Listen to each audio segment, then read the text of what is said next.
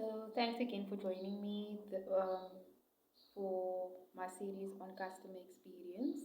Um, this is part three, but it's still on the same title, which is called Crossing Boundaries. So we're talking about crossing boundaries from professional over to personal, and obviously what the consequences is with regards to customer experience and how it can be bad for you and also your work environment. So watch part one and part two and do engage in the comment box with regards to your thoughts or your experiences so we can just help more people with regards to that haven't yet experienced scenarios like this specifically that I'm talking about.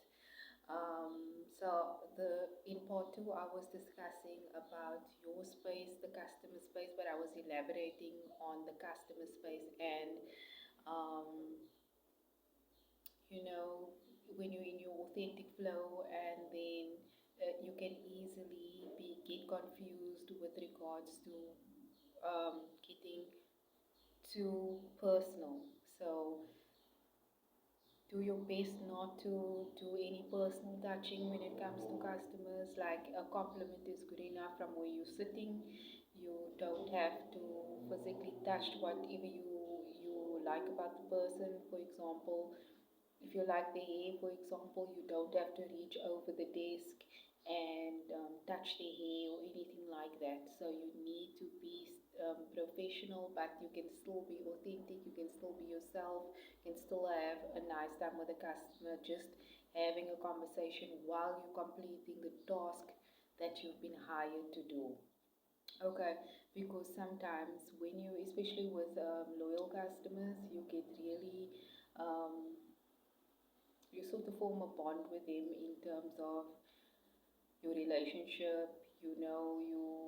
They are comfortable speaking to you. You know already what it is that they want, and when they come to the branch or to that space, they want to speak directly to you. That's a good sign that you've been assisting them really well. So well done to you. But remember, that is still a customer and you are still the professional in that situation.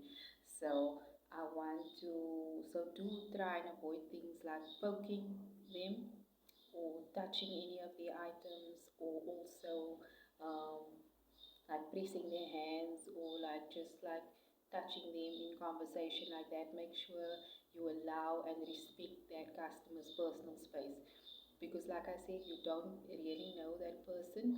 You don't who they are in their personal space. They're only there for you to do what you are supposed to do. So